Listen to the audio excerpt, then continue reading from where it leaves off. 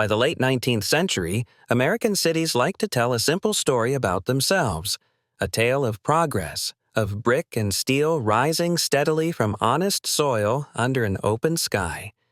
It is a comforting narrative, one in which every building stands exactly where and how it was planned, and every foundation sits on untouched ground that had never known a city before.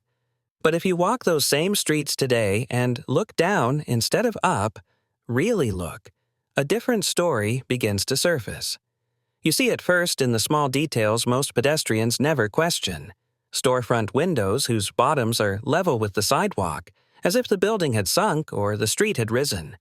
Doors whose thresholds are half buried in concrete, long since sealed, leaving only the upper crescent of an arch peering out at ankle height.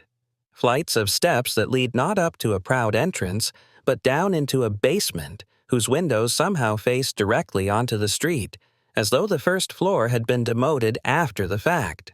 These are not isolated quirks. They repeat block after block, city after city, until coincidence becomes a poor explanation.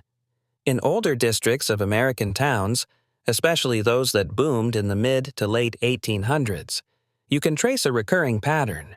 The buildings appear too tall for their function, the ground floor feels oddly compressed, and the so-called basement shows evidence of having once been the true street level. Complete doorways, decorative arches, and window frames now half buried in dirt and concrete. Municipal records, when they mention these anomalies at all, tend to flatten them with the same language. Grade changes, street improvements, flood control work. The implications of what those bland phrases conceal are rarely discussed. Because if you accept that many American streets were raised, you have to ask a follow-up question. Raised from what and why? You are told about progress, about the triumph of sanitation engineering, about modern sewer lines, about the need to control rainwater and mud in rapidly growing cities. There is some truth in that, but it explains far less than it pretends to. It does not explain why ornamental first-floor facades now stare out from below sidewalk level, why arched doorways sit buried up to the keystone, or why some sub-basements display masonry that looks older, more precise, and more durable than anything built above them. In Jacksonville, Florida, the official story of 1901 is a fire. 146 city blocks burned, thousands were left homeless, and the city was rebuilt from the ashes in a grand, forward-looking effort. The part almost no one hears is what the recovery crews reported when they dug below the basements of those burnt buildings. Beneath the known construction, at depths that should have been raw soil, they encountered archways, corridors, and entire chambers that matched no recorded phase of the city's history. Their notes described unforeseen structures, unexpected depth, origin unknown. A phrase that appeared in internal communications, but almost never in newspapers. The deeper they excavated, the stranger the picture became. Brickwork of extraordinary precision appeared where only sand and clay should have been. Passageways extended beyond the footprint of any documented neighborhood. Some walls bore mineral stains and erosion patterns that hinted at long-ago submersion, as if these subterranean levels had once stood in running water or under silt. Photographs from the period show workers dwarfed by colossal arches, their bodies reduced to scale figures beside meticulous masonry that seems out of place in turn-of-the-century Florida. And then, just as quickly as they had appeared, those spaces vanished again. The most intact corridors were the first to be backfilled. Entrances were collapsed. Thousands of cubic yards of fill were poured into foundations that had only just been exposed. The official explanation cited safety concerns and reconstruction deadlines, yet the choice of what to bury and what to leave partially open followed a different logic. The largest, most coherent parts of this underground grid were sealed first. Soon after, city maps quietly stopped referencing the lower development and basement districts that earlier surveys had acknowledged. If Jacksonville were an isolated case, you might dismiss it as an oddity, a quirk of local history. It is not. Across the United States, from Midwestern river towns to Atlantic ports, the same pattern emerges. Street levels raised, First floors turned into basements, mysterious substructures encountered, cataloged in a few lines of municipal prose, and then forgotten. In some places, workers described entire networks of underground rooms and corridors large enough to suggest populations far greater than any recorded for the surface city above. In others, they found vaults and burial chambers whose engineering did not match any known local tradition. Consider Iowa in 1856. Laborers digging a foundation for a governor's building expected virgin soil beneath the prairie sod. Instead, they struck a 10-foot square arched chamber, its walls 14 inches thick, bonded with a mortar described as indestructible, a level of durability frontier builders were not supposed to possess. Inside lay 8 human skeletons, each between 8 and 10 feet in length, preserved with care that suggested a culture both technically adept and determined to endure. The discovery merited a brief newspaper mention, then slipped into silence. No follow-up investigation, no museum expedition, no academic debate, just a void, as if the earth itself had closed over the subject. What appears, when these episodes are placed side by side, is a disturbing motif.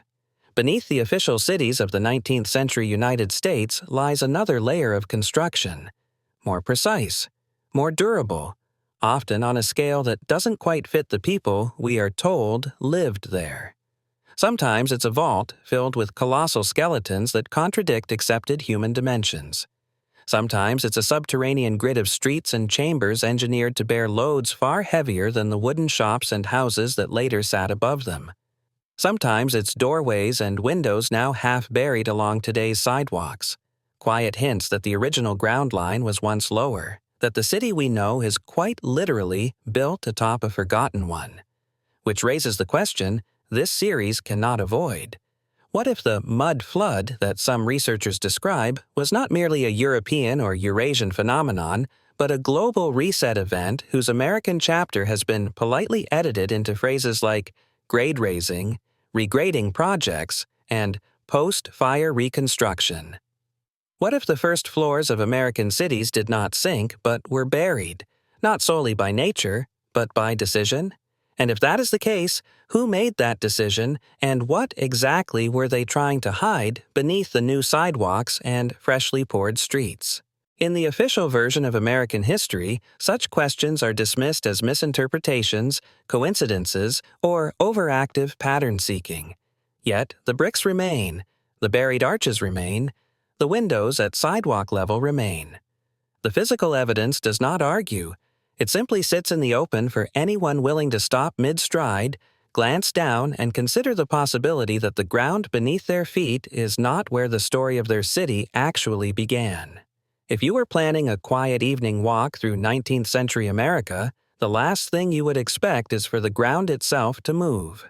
Yet again and again, U.S. cities spent the late 1800s fixing their streets in ways that, on closer inspection, look less like improvement and more like erasure.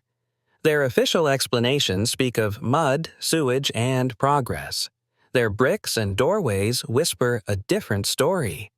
Take the familiar image of a downtown block where you can stand on today's sidewalk and look straight into windows labeled basement that were clearly designed as full-size storefronts.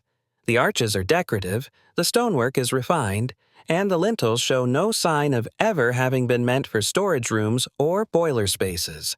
They were intended to greet people at street level. Only now, half their height sits below grade. Their lower sills entombed in concrete. Their doors sealed or converted into vents. Walk a little farther, and you encounter stairways that descend from the current sidewalk into what used to be the real first floor, like portals into a city that was pushed down a level and told to forget it ever existed. In some American cities, these oddities have been branded as tourist attractions.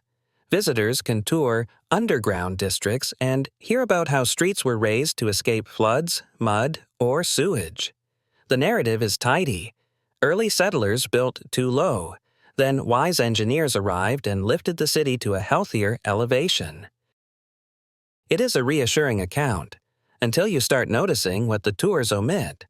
They rarely linger on how fully finished those buried stories are, how their facades rival or surpass the craftsmanship above, or why so many basements contain evidence of having once opened directly onto a street that no longer exists. Jacksonville, after the 1901 fire, is a rare case where the veil slipped slightly. As reconstruction crews cut deeper than usual, they found more than a single extra floor. They uncovered an entire subterranean grid. There were wide passageways, intersections, and what looked suspiciously like sidewalks, raised areas along the walls as if designed for pedestrian traffic in an underground city. Bricked ventilation shafts rose toward the surface, spaced at regular intervals, suggesting that the spaces below were meant to breathe, to sustain life or at least constant occupation. This was not an accident of random basements. It was a planned district, carefully aligned to the same street grid the surface city would later follow. Most startling of all was the scale. Recovery supervisors counted over 1,700 distinct subterranean structures in just part of the burned zone. Not rooms within a single building, but separate foundations, walls, and floor plans. That number briefly appeared in preliminary reports, then vanished from official documents, replaced by vague references to subterranean features. If the city had truly been built, abandoned, and replaced, that alone would force a rewrite of Florida's urban history. If instead those structures belonged to a much older phase of settlement, one omitted from every textbook, then Jacksonville's fire did more than burn wood. It briefly illuminated something the 20th century quickly chose to rebury. The engineering of these buried levels adds another layer of unease. Columns and support walls were vastly overbuilt for the lightweight wooden structures that later stood above them, implying they had once supported something heavier, perhaps stone, brick, or even multi-story architecture now gone. Brick compositions tested years later showed firing temperatures beyond what local kilns were supposed to achieve. Some surfaces bore water lines and mineral deposits as if they had spent years submerged, not in a simple basement flood, but in sustained, pressurized inundation. This merges disquietingly well with the broader mud flood idea, that a catastrophic wave of sediment and water once surged through cities, burying the lowest levels in a single devastating event. If such an event were local, perhaps it could be chalked up to a freak flood or a collapsed aquifer. Yet the physical signatures, windows at sidewalk height, first floors turned into basements, overbuilt substructures, and reports of deep, anomalous masonry, recur across continents, from Europe to Asia and across the United States. Everywhere you find the grand architecture now called Tartarian, ornate facades, colossal doorways, domes, and spires. You also find hints that the current ground level is not the original one. The American version of this pattern rarely invokes Tartaria by name, but the traces are there. Underground passages in Jacksonville align with surface streets as if both generations of builders were following a single master plan inherited from someone earlier. The Iowa Vault was not a crude pit, but a precisely engineered arched chamber using an advanced mortar that frontier masons did not possess. The basement windows of countless 19th century buildings were not afterthoughts, but full-sized openings designed to look out onto light and air before they were darkened by a newly raised street. Together, these cases hint at a continent-wide remodeling job in the 19th century, a hurried effort to normalize a landscape that had, at some point, been drowned in mud, its lower stories packed, sealed, and reassigned to the underworld. The official story explains this as piecemeal engineering, a local solution here, a sewer project there. But the regularity of the results, the way the same motifs appear in city after city, invites a more unsettling possibility that someone, somewhere, was working from a script. If so, then the mud was not just an inconvenient byproduct of nature, it was an opportunity. A chance to erase an earlier layer of urban life, bury its architecture, and, in the process, bury its people and their history. The raised street becomes, in this light, a raised curtain, lowered just long enough for cleanup, then lifted again on a redesigned stage where the audience will never see what was swept into the orchestra pit beneath. Part 3. The Vanishing Giants of the American City. By the time American streets were being quietly raised and first floors demoted to basements, cameras had already begun to document something our official history now insists never really existed. People who were simply too large for the story we tell about ourselves. They appear in photographs from the latter half of the 19th century, daguerreotypes, cabinet cards, and tintypes, standing beside ordinary families, co-workers, and soldiers, their heads a full 2 or 3 feet above everyone else in the frame. Then, as abruptly as those buried first floors disappeared under new sidewalks, the giants vanished from the photographic record. These were not sideshow performers advertised as curiosities, nor were they obviously afflicted with the deformities associated with medical gigantism. The images show men, and occasionally women, whose proportions are harmonious, whose limbs are straight, whose faces do not bear the telltale distortions of disease. They stand in uniform, in work clothes, in formal attire, often in positions of authority, foremen on building sites, guards at institutional doors, supervisors in group portraits. In one American frontier image from the 1880s, several railroad workers of remarkable stature tower over their colleagues, not presented as freaks but as part of a normal crew. What makes these photographs so unsettling is not just the height difference, but the way the architecture around them suddenly makes sense. Those famously oversized doorways, 12 or 15 feet tall even in interior corridors where grandeur serves no practical purpose, look almost proportional when a 9-foot person stands beside them. Staircases with risers so tall that an average person must stretch to climb them comfortably would present no such difficulty to someone whose stride naturally covers more vertical distance. Chairs and desks that feel subtly wrong to us. Seats too high, backs too tall, armrests positioned for unnaturally long limbs become perfectly reasonable if you assume the intended user was simply larger. Across museums, estate auctions, and forgotten storage rooms, traces of this scale linger. Researchers have found ordinary-looking chairs with seat heights of 30 to 36 inches and backs rising 7 or 8 feet off the floor, dimensions that render them functionally useless for modern humans. Auction catalogs blithely label them decorative or oversized Victorian, as if people routinely paid for furniture they could not comfortably sit in for the sake of aesthetics alone. In governmental buildings and courthouses, similar pieces appear not as ceremonial thrones, but as standard office or waiting room chairs, hinting at a time when the average user was simply larger than the visitors occupying them today. Then there are the tools. At demolition sites on both sides of the Atlantic, workers have uncovered wrenches 4 to 6 feet long, bearing wear marks that show they were used, not displayed. These implements weigh far more than any modern mechanic could comfortably wield all day, yet they exist in enough quantity to keep surfacing in salvage yards and estate sales. Museums, when they bother to keep them at all, file them under industrial curiosities, rarely asking what sort of worker they were designed for. The idea that they might belong to a physically larger operating class, a group responsible for maintaining the very infrastructure we struggle to understand, remains conspicuously absent from formal interpretation.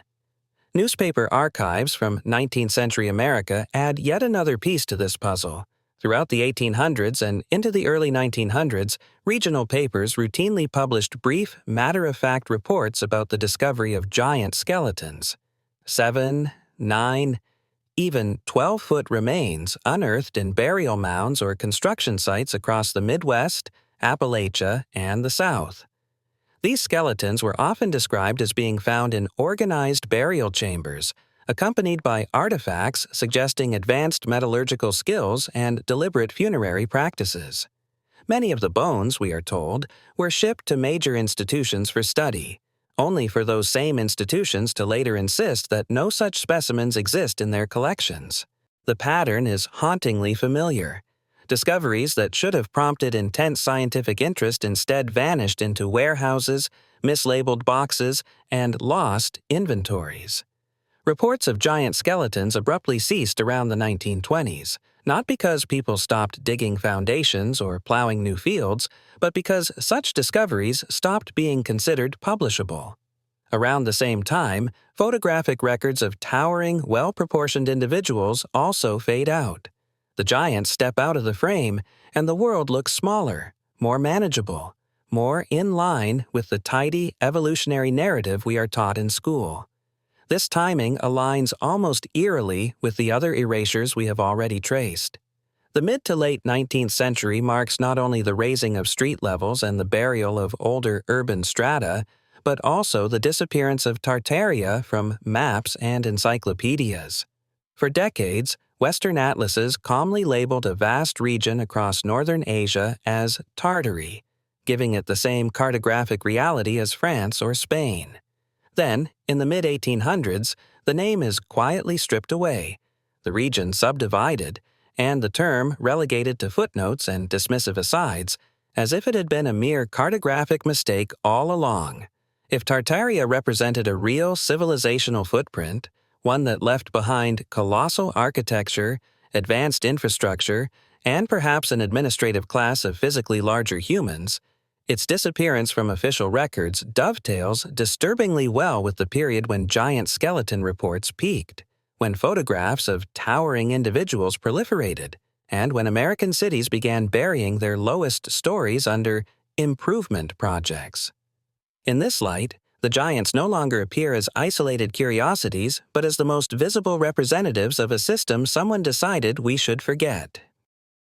One hypothesis, uncomfortable but increasingly difficult to ignore, is that these giants were not monarchs or mythical heroes, but a specialized guardian class, overseers of construction projects, custodians of atmospheric energy systems, and maintainers of the monumental infrastructures we now misinterpret as mere ornament. Their physical scale would have been functional. A 9 or 10-foot operator can reach high-mounted mechanisms built into vaulted ceilings, manipulate massive valve wheels, and handle oversized tools with ease. The buildings we now regard as overbuilt for ordinary human use, courthouses with towering corridors, city halls with absurdly high doors, cathedrals wired like resonant machines, begin to look like well-sized workspaces for people whose bodies matched the tools and chairs we keep finding in their wake.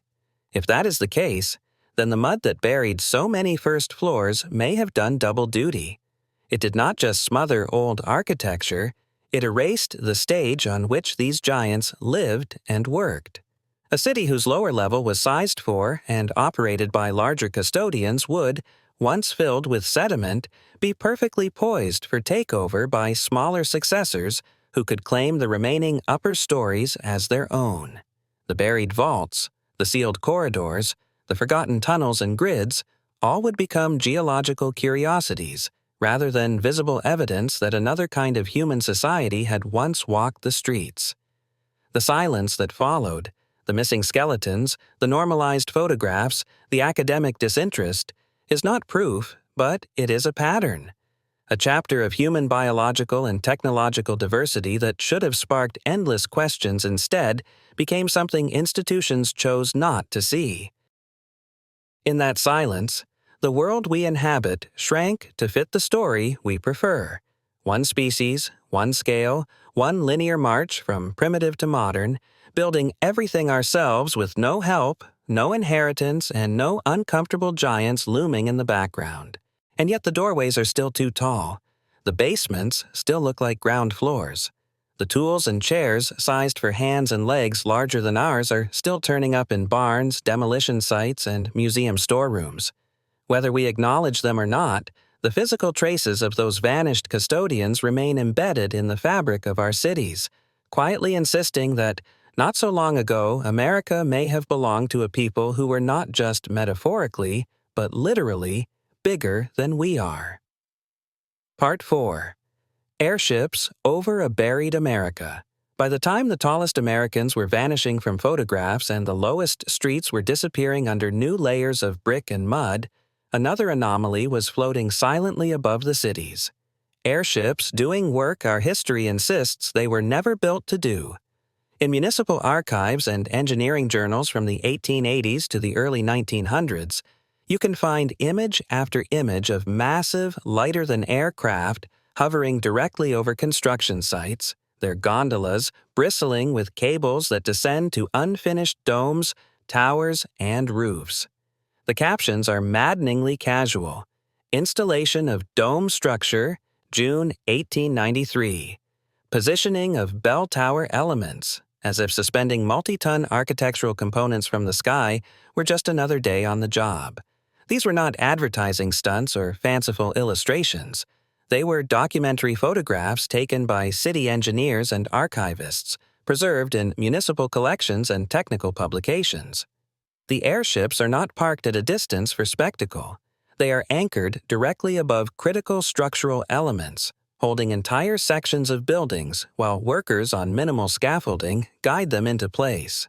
What they depict is not early aviation as a novelty, but aerial construction as a mature, standardized technology. Even more troubling than the images themselves is their uniformity. Whether the site is in Chicago, Berlin, Melbourne, St. Petersburg, Buenos Aires, or San Francisco, the same pattern appears.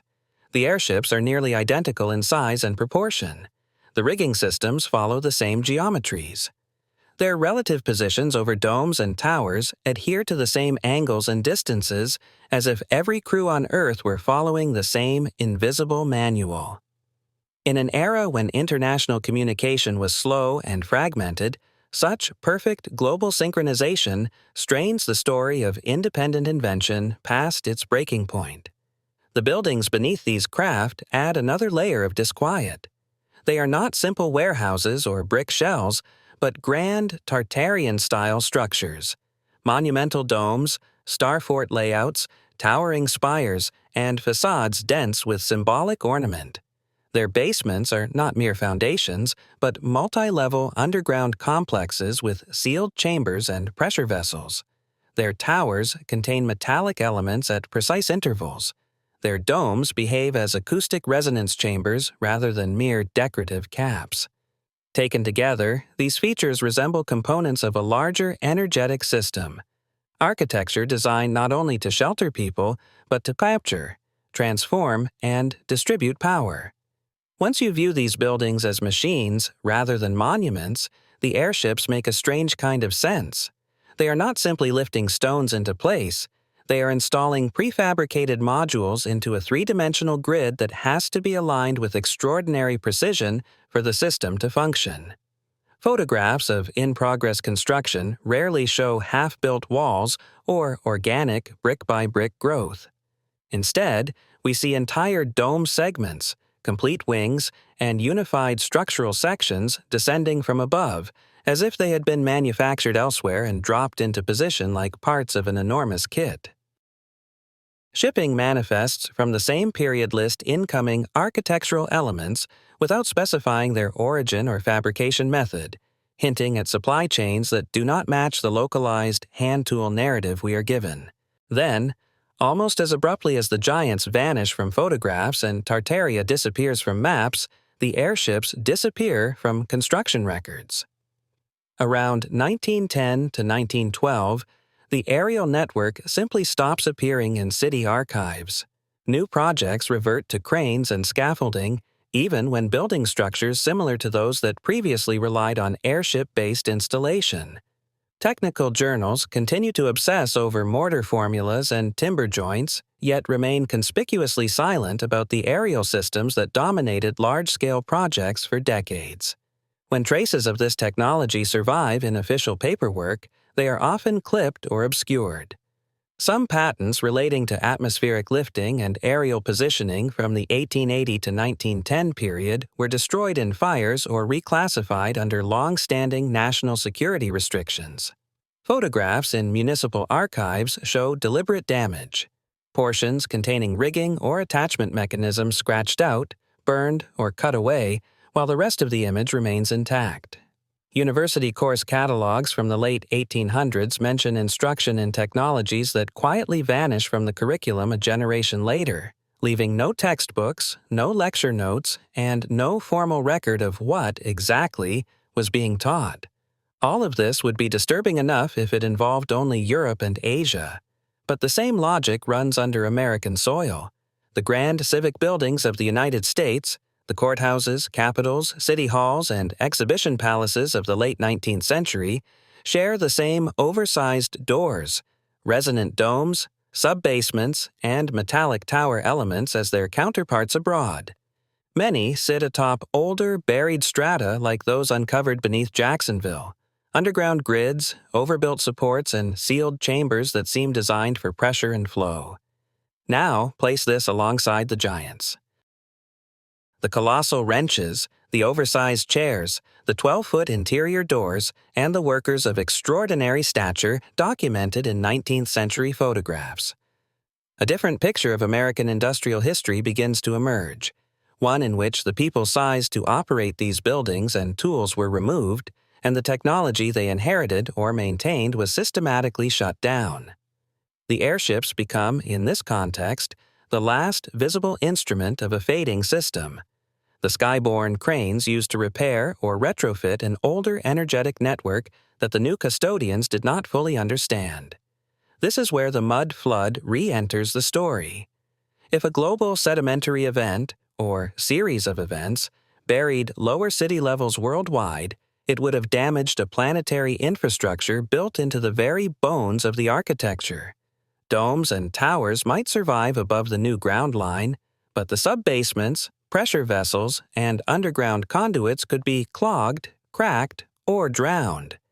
The airships we see hovering over American and European sites in the 1880s and 1890s may not be building from scratch, but patching, replacing, and realigning components of a network already in ruins. If so, then the sudden disappearance of those craft around 1912 marks more than the end of an experimental construction technique. It would signal a deliberate shutdown of the entire inherited system. The atmospheric network goes dark. The resonant architecture is repurposed as mere historic buildings. The giants who knew how to operate it are removed from the picture, some literally buried, others erased from photographs and records. In their place, a new narrative arises, that modern humanity, at its current scale and level of understanding, invented everything on its own, brick by brick, beam by beam. Seen from ground level, the story is one of progress. Seen from above, through the lens of those vanished airships, it looks more like triage, followed by amnesia. A damaged system was hastily stabilized, then quietly disassembled. The buried first floors, the sealed vaults, and the underground grids beneath American streets were not quirks of over-enthusiastic engineering, but collateral damage from a technological world we no longer admit ever existed. And yet, the buildings still hum in their own way. Stand beneath a grand Tartarian dome in any major U.S. city. Speak or clap, and you will feel the strange, precise behavior of sound, certain frequencies amplifying, others vanishing, as though the space were tuned for a purpose we have forgotten. Walk past a row of half-buried windows at sidewalk level and notice how carefully those arches were crafted for a street that is no longer there. Look up at an oversized doorway and imagine a person whose head would nearly brush the lintel, whose hands could wield the giant tools we keep mislabeling as curiosities. By the early 20th century, something strange had happened to recent history. Within the span of just a few decades, giants vanished from photographs. Tartaria vanished from maps, aerial construction vanished from technical records, and the buried first floors of American cities vanished behind neutral phrases like grade raising and modernization. This is not how genuine history usually behaves. Real events leave messy edges, competing narratives, bitter disputes, traceable debates. What we find instead is an eerie quiet. Look at the records surrounding America's anomalous discoveries, and a consistent pattern appears. When workers in Iowa uncovered a vaulted chamber with 8 to 10-foot skeletons, The event received a brief, straightforward newspaper write-up and then simply stopped existing in the public mind. No academic controversy, no published refutation, no follow-up excavation, just a building erected over the site and a story left to wither in the margins of an archived clipping. The vault itself, with its 14-inch thick walls and advanced mortar, should have been an archaeological sensation. Instead, it became an inconvenience buried under practical necessity and institutional indifference. The same thing happened across the country. Giant skeletons reported, shipped to museums, then misplaced or written off without serious study. The paper trail of these events often narrows to a single surviving mention, a line in a local paper, a note in a county history, a passing reference in a letter. It is as if the system allows one initial acknowledgement, then quietly ensures there will be no second act. The same dynamic emerges in Jacksonville's 1901 reconstruction. Internal reports briefly recorded over 1,700 distinct subterranean structures beneath the burned district, only for later documents to downgrade them to vague, subterranean features, with the exact count and detailed descriptions disappearing. Early maps admitted to basement districts and lower development. Later editions show only blank ground beneath the rebuilt streets, as if the underground grid had never existed. This kind of disappearance is not a dramatic bonfire of books. It's an editing job. The deeper, stranger facts are not loudly denied. They are reclassified, simplified, or omitted until they fall below the threshold of what most people will ever encounter. Newspaper editors stop printing certain categories of stories. Archivists file sensitive photographs under obscure headings. Museum curators quietly move awkward artifacts to off-site storage. No single action feels like a conspiracy, but the cumulative effect is indistinguishable from one. Entire topics become socially and institutionally not worth pursuing. At the same time, the official narrative of progress solidifies. The late 1800s and early 1900s are reshaped into a triumphal arc, from horse-drawn wagons to railroads and automobiles, from candles to electric light, from crude cabins to modern skyscrapers. In that movie, there is no room for inherited energetic architecture, nor for a physically larger class of custodians, nor for airships used as precision construction tools. Those pieces are extraneous to the story, so they are treated as mistakes rather than clues. A giant wrench becomes a novelty. A chair sized for a 10-foot person becomes decorative. A multi-level subterranean district aligned to the surface grid becomes old basements.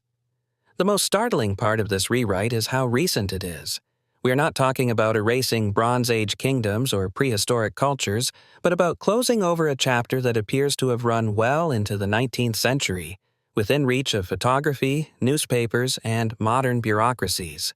That very modernity, however, becomes a double-edged sword. Once institutional narratives harden and educational systems are standardized, the same mechanisms that make industrial society efficient also make it extraordinarily good at ignoring what does not fit its models.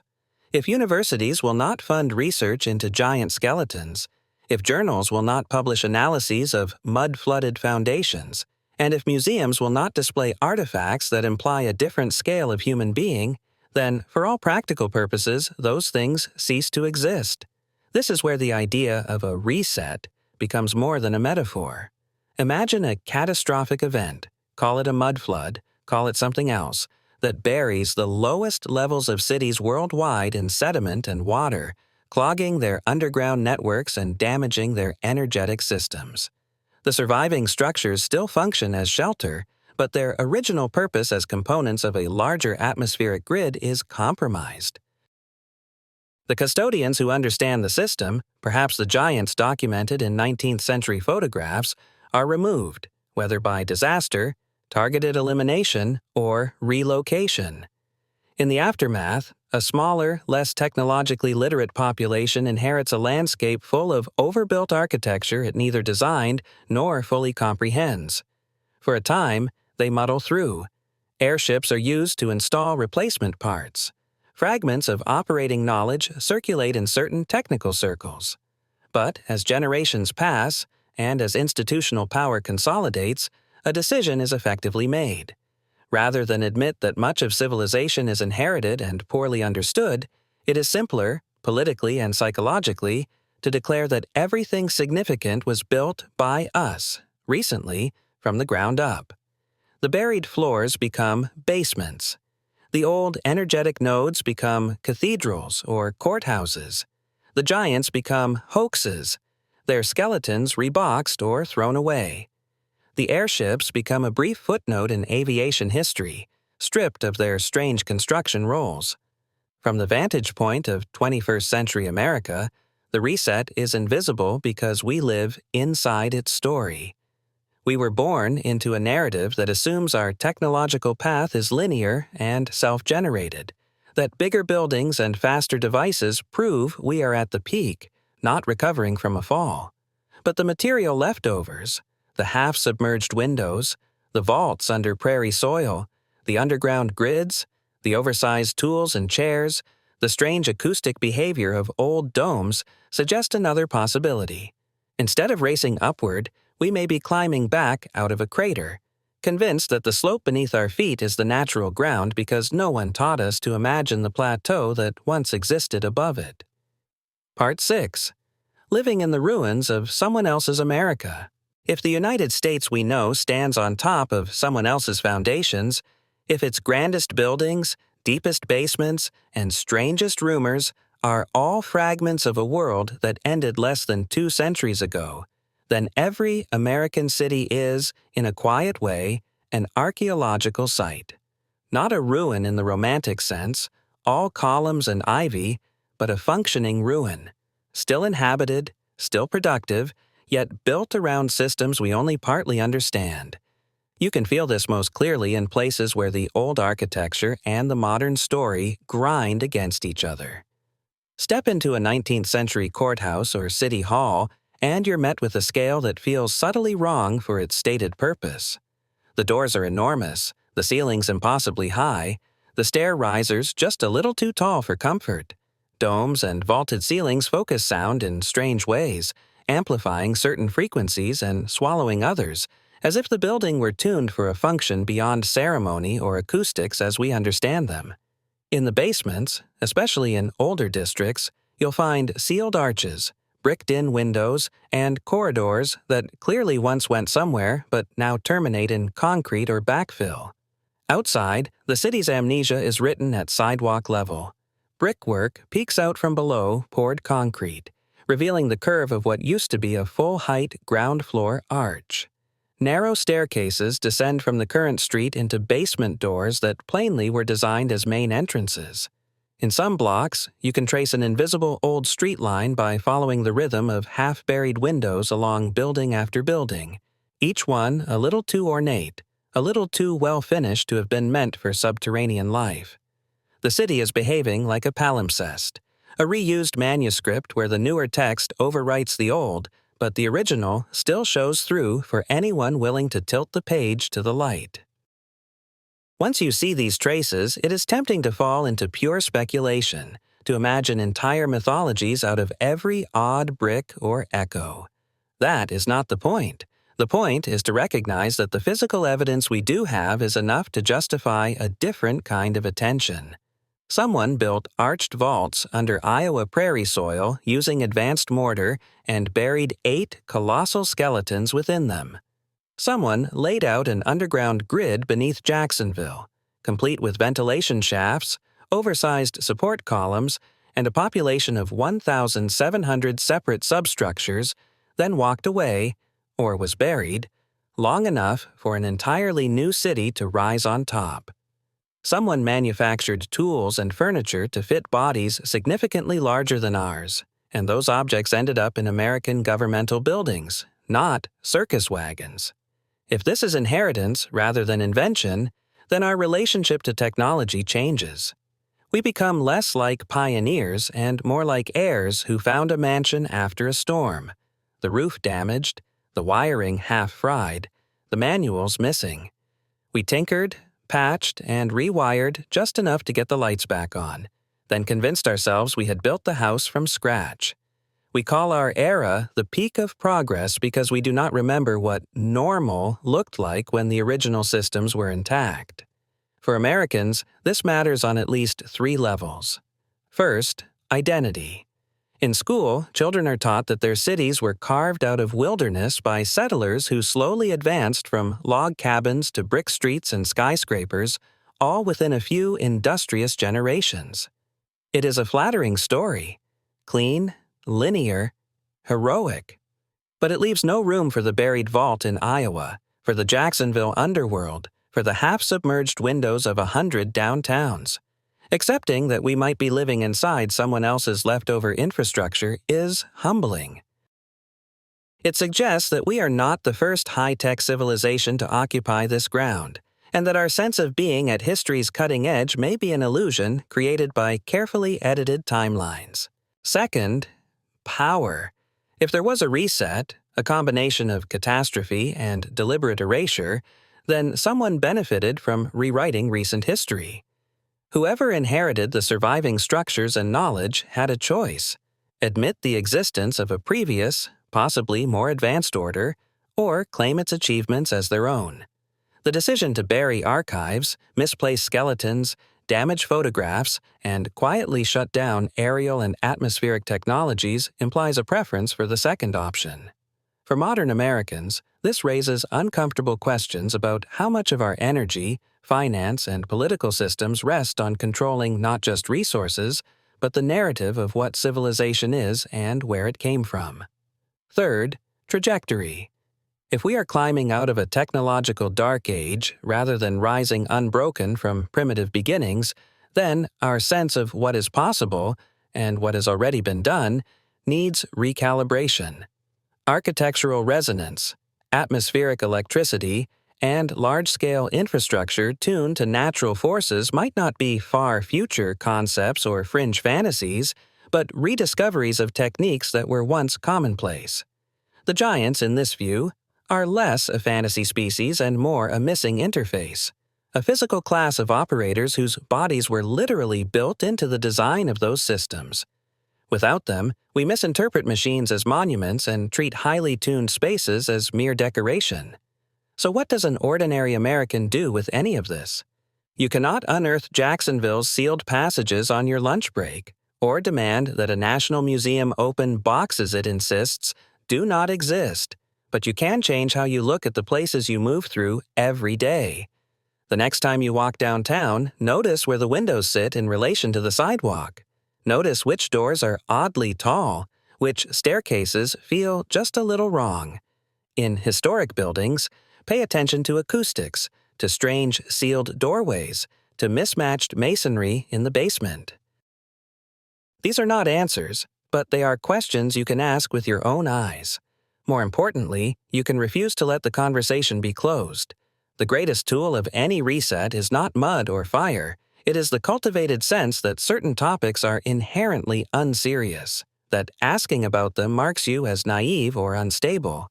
Yet everything outlined here comes from mundane sources: old newspapers, city archives, photographs, building surveys, auction catalogs. You are not being asked to believe in fantasy, but to admit that the documented oddities of the recent past deserve more attention than a shrug. Maybe, in the end, that is the most American way to respond. Not by accepting a new dogma about giants, Tartaria, or mud floods, but by reclaiming the right to investigate your own environment, your own archives, your own streets. By remembering that history is not something handed down fully formed from institutions, but something built, like a city, on layers of evidence, some of which are still visible if you know where and how to look. Because if there was a reset, it is not finished. The cities are still here.